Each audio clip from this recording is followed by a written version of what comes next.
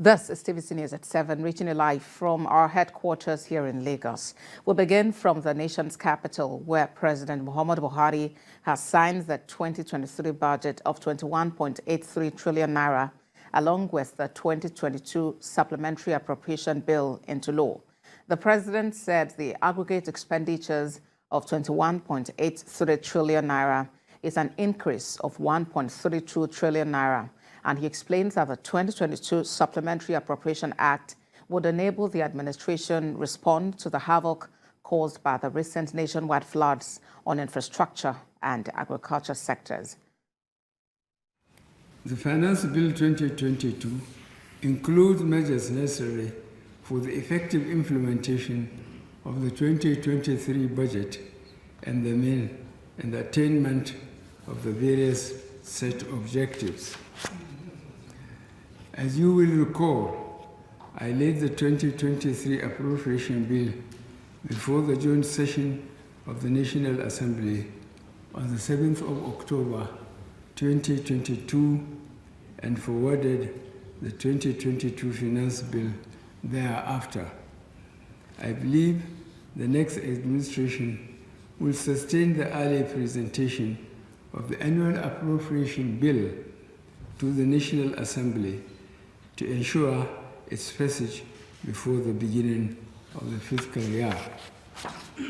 I firmly believe the next administration will also sustain the current public financial management reform efforts, further improve the budgeting processes, and particularly maintain the tradition of supporting the appropriation bills with finance bills designed to facilitate their implementation. Elsewhere, President Muhammadu Buhari says Nigeria will support the Republic of Burundi in diverse ways as necessary in the spirit of African solidarity and brotherliness. The president said this while receiving the special envoy from Burundi at the presidential villa in Abuja, who came with a message from President Evariste Ndayishimiye. Honorable Odes Niyonzima, who's the Minister of Finance, Budget and Economic Planning of Burundi, said his president sent goodwill for the new year to Nigerians and President Buhari. The country also made a request in the area of energy provision, particularly fuel. President Buhari said he knows what it feels like for a country to suffer from energy shortage and promised he would get the Nigerian National Petroleum Company Limited to look into the request.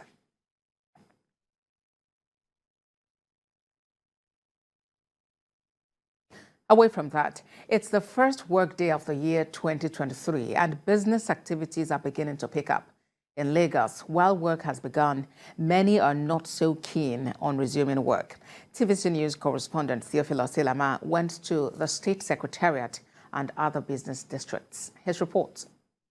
The beginning of the year ushers in a wave of mixed emotions for many. The holiday is over, work resumes, and reality dawns. For a metropolitan city like Lagos, work might not have fully closed during the holidays, but it fully resumes on the first working day of the year. For some of the respondents, this holiday is quite short. Actually, this morning when I woke up, something still tells me that I should go back to bed. But like I said, the reality always dawns that I need to get to work today. So now that I'm on my way to work, it feels great. I won't lie to you. Deep within me, it's more like I should not resume today. Like I should have the whole week and resume maybe next week to get over it. Maybe because it's not just enough for a whole year. I feel refreshed and I thank God for life. I feel what will happen next should be the best. But we just pray for God's grace. Despite the length of the break and eventual resumption, others are not to be perturbed by this. You need to celebrate with your co-officers in the office, and that is why I'm looking forward towards it to resume and catch fun with my officers and enjoy ourselves. We tend to lose traction with our plans and goals if we give ourselves so much of a break. Maybe it's my personality, but I think that if your your plan is to rest for a certain amount of time. Yes, you'll rest for a certain amount of time. After the rest, then work has to commence. Whether it's work in the office or whatever plan you put into place. To be honest with you, I mean, I think you'll agree with me that a lot of people use the holiday period not necessarily to rest, maybe to catch up on some things that they weren't really able to do, while they were working. Being the first working day in the year 2023, the scales are falling off the eyes of many, and there is a realization that we have to get up from our beds and go to work. But of course, many that we have spoken to are of the view that the fear of hunger and poverty is greater than the need to sleep on their bed and enjoy the holiday. Theophilus Ilama, TVC News, Lagos. For this first workday of 2023, President Muhammadu Buhari has signed the 2023 budget. I'm now being joined for more on this conversation by an economist, Paul Alaji. Thank you for joining us and Happy New Year to you, Mr. Alaji. Well, the budget that the president has signed now is an increase of 1.32 trillion naira to the 20.51 trillion naira that he proposed to the National Assembly. What do you make of this? Well, the National Assembly have seen the need to increase the budget because they believe that the oil benchmark should be increased. They also increase the exchange rate, thereby having more funds to finance some of the recurrent expenditure. And few capital expenditure, they feel became very necessary for the country.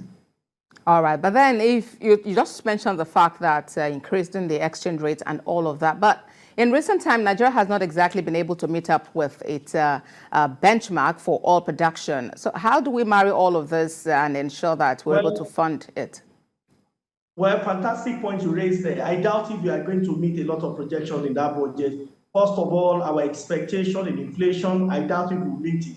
Exchange rate, I doubt it will not be worse off. I also doubt if we are going to meet up with the oil export targets in terms of what we're expected to extract from crude. So there are a lot of things that beg for attention, and I doubt if we are able to achieve it. Again, revenue expectation. Government is also looking at something that is perhaps one of the highest in recent history.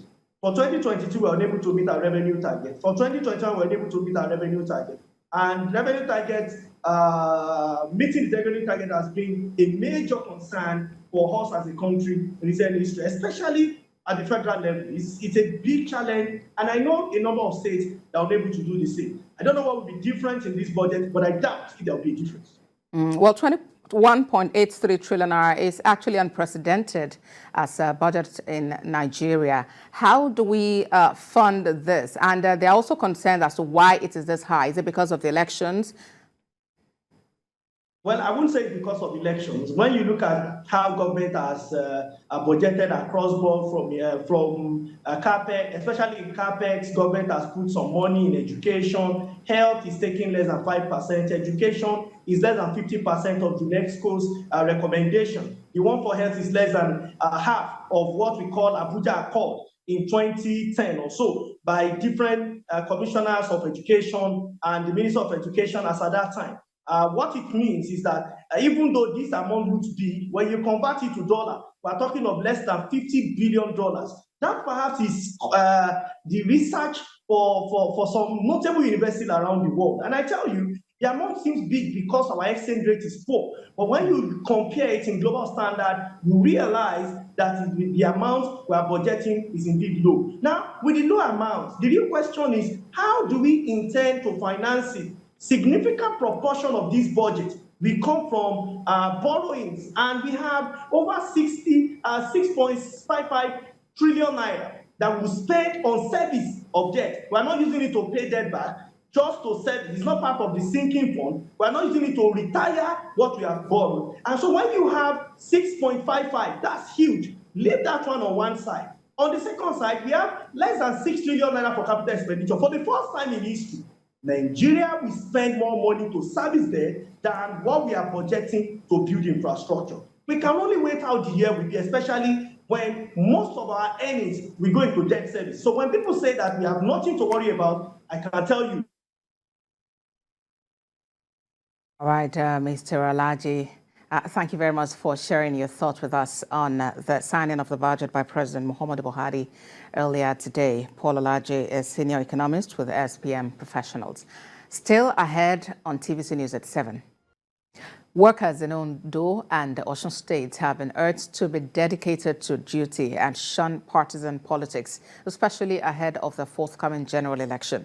Governors of both states were speaking at the Interreligious prayers held in Akure and Osogbo to usher in the new year. TVC News correspondent Rafi Hamid reports. It has become a tradition for the Ondo State government to put together a program like this on the first day of work in the new year. This year is not different, as praise and worship were rendered, while prayers were offered by clergymen for the people, the state, and Nigeria in general, especially as the country prepares for general elections. Governor Akeredolu tasked the state workforce on their responsibilities. You know me. I've tried to make sure that I don't involve you in politics. I implore you, do your job as required by the rules and regulations. The state head of service expressed hope for a better year. Gospel of the Redeemed Agenda was explicitly spread to enable public servants to key into the policy direction of government. Promise Mr. Governor and the government of Ondo State that we will double our efforts because we are the engine that drive home their policy. We are the engine that implements their action. In Osun, the state MSman says all hands must be on deck to change the economic fortunes of the state towards taking it to a greater height. While assuring civil servants of improved welfare as promised, the governor promised to resume office within the next 2 weeks. Go and look at when I was in the Senate. I said so many things. All my campaign promises were kept. Today again, slowly but surely, you can see the sign. Office of the governor is looking beautiful. In the next 1 or 2 weeks, I'll be coming over here so that I'll be in the office so that we can rejoice together. And I assure you that this is a governor that is committed to the covenant he has with God and with the people of Osun State. And I'm sure with the help of the Almighty God, there will be very massive transformation. Meanwhile, a committee set up by the state government to look into the chieftaincy issues between July 16th and November 27th last year has submitted its reports.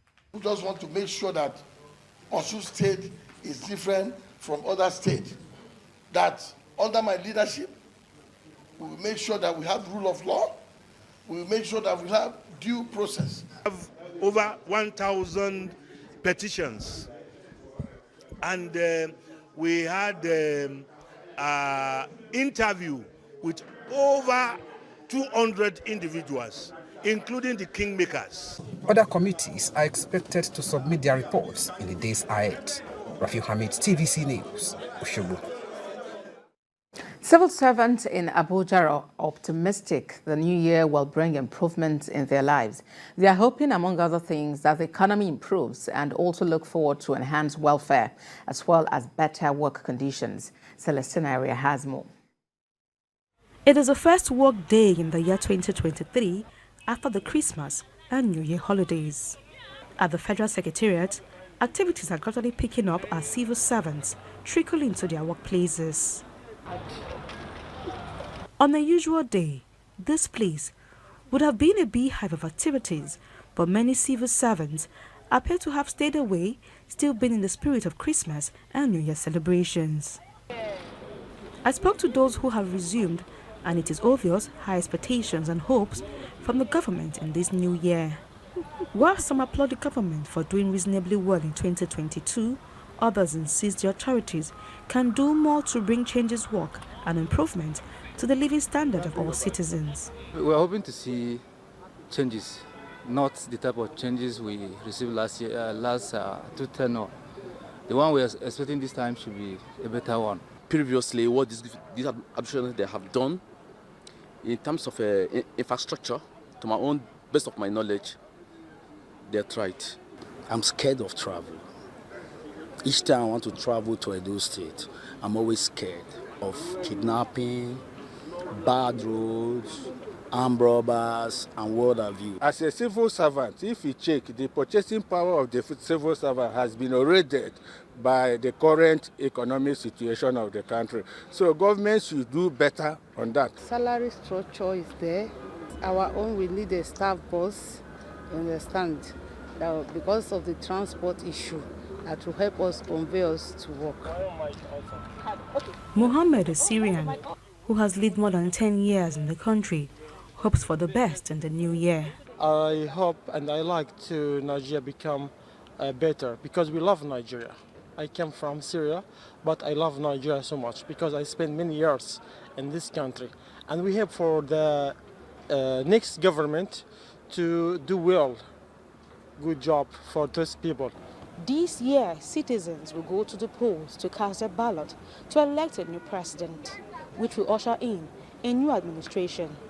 President Muhammadu Buhari has assured Nigerians that his administration will ensure a smooth transition to that new administration.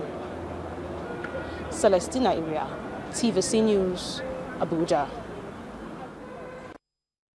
Away from that, a third witness has testified in the defilement trial against the managing director of Optimal Cancer Care Foundation, Dr. Femi Olale. Bisi Ajayi-Kayode, who is a lawyer and child forensic interviewer with Seseyara Advocacy Center, told Justice Rahim Oshodi of the Lagos State Sexual Offences and Domestic Violence Court sitting in Ikeja on Tuesday that she interviewed the survivor and found that the defendant had allegedly engaged in serial sexual activities with the teenager between 2020 and 2021. The 18-year-old survivor, whose names are withheld to protect her identity, was living with the defendant, his wife, and their 2 children at the time. The witness, who was led in her evidence by the Director of Public Prosecutions, Babajide Martins, told the courts the popular cancer care specialist also used tactics of threat to silence the survivor, using his position as her auntie's husband to sexually abuse her. During her cross-examination, lead defense counsel Babatunde Ogala asked her if she based her conclusion on the medical examination done on the survivor. Mrs. Ajayi-Kayode admitted she did not see a medical report of any examination done on the survivor. Further hearing is fixed for the 4th of January 2023. Now to Ogun State, where the body of Akeredolu, the son of the murdered couple in Ogun State, Kehinde and Bukola Fatinoye, has been recovered from Ogun River by the police. The couple, their son, and a house help were attacked by suspected arsonists on the 1st of January 2023, shortly after the crossover service, and their house at Ibarra GRA was set ablaze. TVC News' Kazim Olawe reports. Tragedy struck at Ibarra GRA Abeokuta on January the 1st, 2023, when residents discovered that a couple, Kehinde and Bukola Fatinoye, died in a fire incident in their semi-detached duplex. But one of the 4 occupants of the building later returned to tell the people more about what led to the inferno. The building is being occupied by the couple, their son, who is a graduate, and a housekeeper. This is the house of Kehinde and Bukola Fatinoye, who were murdered on New Year Day. The assailants killed the husband and the wife before setting them ablaze. He was said to have informed the residents that those who attacked them after setting their house ablaze took him and the son of the Fatinoye to the Ogun River Bridge and pushed them into the river with their hands tied, but he was lucky to escape with minor injury. 2 days later, the police recovered the body of the son, Akeredolu Fatinoye, with the help of local divers. Out of the 4 persons involved in the whole issue, 3 has been confirmed dead. Although journalists were prevented from capturing the area, the surviving victim was brought to the scene for identification of the corpse. The younger brother of the victim, who was also at the scene, said the family of his brother has been wiped out, noting that the second child of the family died in June 2022. What will happen is better for me to die. Because if I die, if you take care of my children, more than me. I'm telling you, if I die, you're going to take care of my children more than me and my wife, which is I know. Please, I want police to assist me and government, anybody. Let us go to the root of this, the cause of this problem. While speaking about the last moment they shared together, the vicar of the Christ Anglican Church, Ipuruake, described them as silent donors and easygoing individuals. They are complete, gentle family. They are silent donor. They are full of respect. In the church, you cannot know if they are in the church. And they have touched a lot of life, not in the church alone, all over. On his part, the police public relations officer in Ogun State, Abimbola Oyeyemi, said they are not leaving any stone unturned on the matter. Just this morning, the son of the couple who was taken away and thrown into the river, his body has been recovered in Ogun River. Investigation has commenced. The homicide section of the State Criminal Investigation Department are on it, and as we are progressing, we will continue briefing members of the public on the outcome of our investigation. The murdered couple were employees of the federal government of Nigeria. The husband worked with the Central Bank of Nigeria, while the wife was with the Federal University of Agriculture, Abeokuta. Kazim Olowe, TVC News, Abeokuta.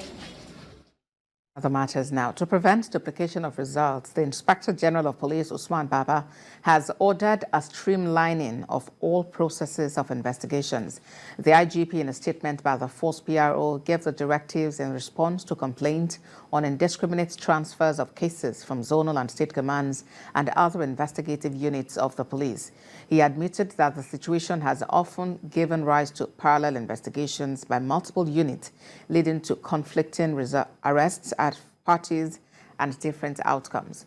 The police boss warns that transfer of cases from command to FHQ-based outfits must only be carried out upon approval of a written petition to the Inspector General of Police, while appealing to members of the public to be on the same page with the police leadership in its bid to sanitize the process and strengthen criminal justice.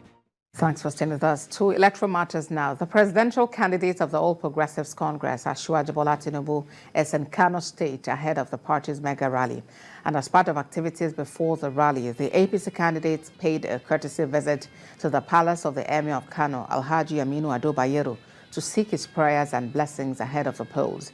Asiwaju Tinubu said the visit is out of his respect for the traditional institutions in Nigeria, while promising to work with the state to change Kano from a commercial city to a mega city if elected president.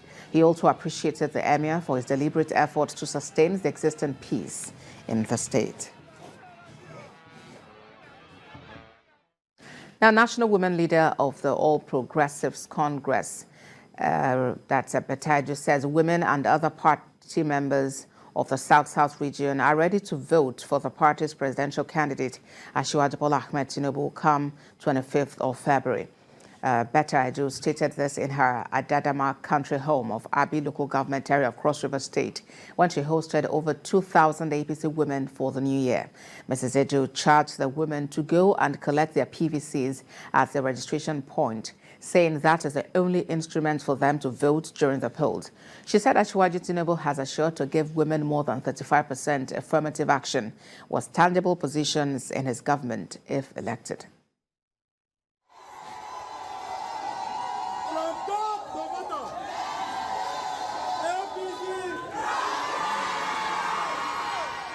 Elections are based on every single person collecting their PVCs and going out to vote. We have a strong candidate, the best on the ballot, Asiwaju Bola Ahmed Tinubu, and we want every Nigerian woman to go out there, get your PVC and vote for him. That way, we can have a seat on the table and we can have a 35% affirmative action. Beyond that, we'll be financially empowered and grassroots women will be better off for it. So everyone go out, get your PVC and come and vote for a party that will truly represent you. Determined to ensure the presidential candidate of the All Progressives Congress, Asiwaju Bola Tinubu, emerges victorious at the poll in February, a support group for the actualization of the Tinubu-Shetima project, BAT Ambassadors, is leaving no stone unturned in its mandate. The group, also known as Bola Ahmed Tinubu Ambassadors for Nigeria's Greatness, BANG, disclosed that the decision to engage the Islamic faithful on the project was based on the need to further raise the consciousness of Muslims about participation in politics. best man for the job. And we are bold enough to say we've assessed all the candidates and we believe that he has what it takes, the maturity, the experience, the international recognition, and all what you need to rule the largest black nation on earth. Muslims should partake in it so that we can therefore be part and parcel of governance. Because when you are not part and parcel of governance, then any type of government, you are under the government. So this is why we put this group together today. This Bat ambassador is out to go and hunt for those who are not coming out to vote. Those who have lost hope in governance. Those who doesn't believe in the government again. Those who felt that the government is just using them to butter their bread. We want to bring them out and give them a renewed hope. The crisis rocking the People's Democratic Party lingers. The Chief Press Secretary to the Delta State Governor, Olusegun, in reaction to Governor Nyesom Wike's statement of betrayal, says there is no disloyalty by his principal in supporting the PDP presidential candidate and accepting running mate's position. Mr. Fiajika, who spoke to journalists in his office, said the resolution of the Southern governors over zoning of the presidency to the South does not in any way supersede their party's new zoning decision reached by leaders, including the PDP Southern governors, towards the conduct of the presidential primary. Our governor, Senator Dr. Ifeanyi Okowa, did not betray any agreement. No agreement to our knowledge was reached. For us to come out and be part of this contest and win, particularly, we think we should open the space, and nobody objected to it. No governor of PDP objected to it. No senior member of PDP raised any voice against it. We're asking, the question is, where were these governors? Where were these governors when the autumn committee presented this report? Yes, in business news, President Muhammadu Buhari earlier today signed the 2023 budget of 21.83 trillion naira, along with the 2022 supplementary appropriation bill into law. This comes 6 days after the National Assembly passed the bill, which indicates an increase of 1.32 trillion naira from the 20.51 trillion naira budget proposal of the president. Now, barely 24 hours after the budget was signed by the president, reactions have continued to trail this development, as economic analysts express concerns about the country's rising budget deficit amidst consistent weak revenue performance. Speaking earlier today on TVC News' flagship business program, Business Nigeria, the fiscal policy partner and Africa tax leader at PricewaterhouseCoopers, Mr. Taiwo Idele, noted that the 2023 budget will further amplify the troubling fiscal outlook for the economy. The lawmakers, in their wisdom, decided to jack up the already heavily deficit finance budget to be for 2023 by about 1.3 trillion. And I was reading the press release by the media aide to the president, saying that, again, the lawmakers have added over 700 billion in their own constituency projects, which Mr. President had said before that it needs to stop. In addition to that, they've increased a few things here and there. So, unfortunately, even the original budget presented by Mr. President had a deficit finance of about 10.7 trillion. What has happened now is, essentially, the lawmakers have increased that deficit to about 12 trillion naira. You also need to bear in mind that also today, Mr. President signed the supplementary budget for 2022 into law as well, which means, and that's almost 1 trillion, I think 800 and something billion naira.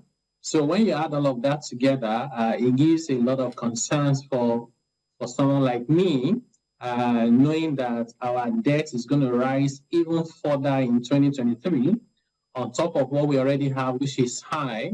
And even more concerning is the cost of servicing that debt. As of last year, the first 6 months, the federal government spent more than 100% of its revenue to service debts. Interest rates continue to rise, debt continue to increase. It means that unless anything transformative happens to our revenue this 2023, we're going to have far more than 100% of our revenue at the federal level being used to service debt, and that's not a good way for an economy that you are trying to, get to the path of development.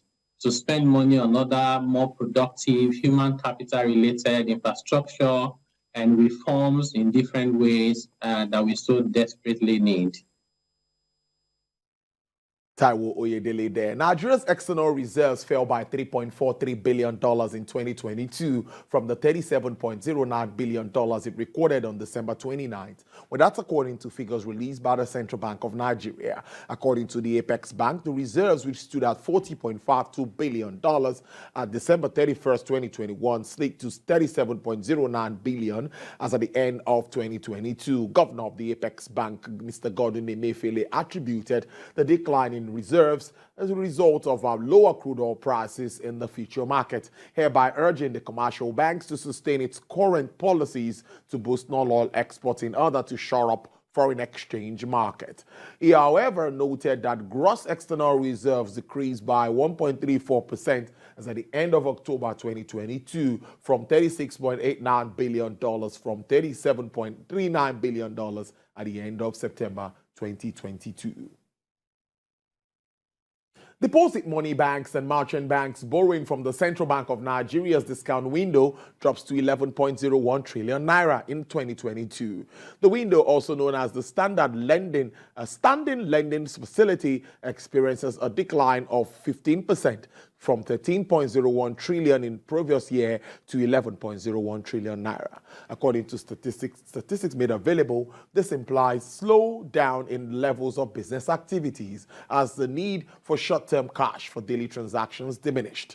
However, finance experts attribute the decline in DMB and merchant bank borrowings to tight liquidity conditions in the banking system. As persistent scarcity of aviation fuel across the country continues to bite harder and disrupt flight operations, industry players in the air transport sector are calling on government to create an enabling environment for domestic operators by subsidizing the price of Jet A1 for airlines. In a chat with TVC News, the managing partner, Aglo Aviation Support Services Limited, Mr. Taiwo Ojuri, while speaking on the state of Nigeria's aviation sector on Business Nigeria, maintains that there is a major concern in the sector that needs an urgent response if the industry must make significant milestone in the new year. Aviation Jet A1 is deregularized. Yeah. That means the individual players go to source their forex to go and purchase this Jet A1. By sourcing their forex, they have to buy at prevailing part of the market. By the time they bring this into Nigeria, by the time it lands, by the time the logistic cost, it's gone up to about 1,000 naira per liter. That affects the cost at the end user, which is the airline. And it affects that you have to snowballs into the cost of the ticket. And you're looking at the base fare of the ticket, just domestic tickets, about 70,000 naira per route. So if you're returning, you're looking at about 200,000 naira with all the taxes added to it. So it's actually affecting the cost of traveling, it's affecting the people that need to travel, it's affecting lots of economy, and the fact that aviation has to be the economic catalyst for us to grow within Nigeria. What government should do is just provide an enabling environment. What they actually offered fixing the prices at a certain amount for about 3 months. That it didn't work. Or either flip the coin with the 3 months passed so fast. And then after there was the option of let's set up refineries for airlines. Airlines are still grappling with the issues and the realities of running an airline itself, talk less of running a Jet A1 refinery. Well, away from that, the first trading session for the year 2023 at the Nigerian Exchange closed positive with a gain in the market capitalization. The all-share index increased by 0.62% to close at 51,595.66 basis points. Markets closed positive with Boa Foods leading the chart, followed by John Holt's, Prestige, NACO, and United Bank of Africa. While on the losers chart, Chelaram PLC recorded losses of about 9.82%, CWG PLC 8.91%, FCMB 8.83%, Honeywell Flour 5.98%, and Japol Gold 3.57% at the end of the trading day. Reacting to the first trading day of the year, the Vice Chairman of High Cap Securities Limited, Mr. David Adori, while speaking on Markets Review, also on Business Nigeria, expressed optimism about the outlook of the NGX in 2023. The market has fired off in a very, very positive note, but yet there is still a lot to come for the equities market in this year, considering the fact that, number one, this is an election year, and the election year bounce is expected to play a positive role in lifting the market further in this year. Well, in this January, of course, we always have what we call the January effect in a normal year for equities because of full year earnings expectations. So, but now that it has taken off at full speed, we are very, very positive that this speed is likely to be sustained for most part of this year in equities market. But outside our shores, Asian shares slipped today amid concerns of the rapid spread of COVID-19 infections in China, which would halt further economic growth and hinder global supply chains, even if opening up would be positive in the long run. Well, MSCI's broadest index of Asian Pacific shares outside Japan fell 1.3%, having lost a fifth of its value last year. Japanese shares trading was shut but for a holiday, but Nikkei futures were trading at 25,655 compared to the last close of 26,094. Also, Chinese blue chips fell 0.8%, while Hang Seng dropped 2%, while the cautious mode spread to Wall Street with the S&P 500 futures up 0.4%, Nasdaq futures 0.6%, Eurostock 50 futures fell 1.4%, FTSE futures 0.8%. Crude oil prices held in a narrow range today, though for the outlook, the demand was clouded by weak manufacturing activity survey from China and a warning from the head of the International Monetary Fund that the global economy faced a tough year ahead. U.S. West Texas Intermediate crude rose today to sell at $80.38 with an upsurge of 0.15%. Brent sells at $85.88 with a downward price review of 0.03%. Bonnie Light sells at $81.94 with an uptick of 0.56%. And for the OPEC basket, crude oil dealers are offering $81.14 with an uptick of 2.24%.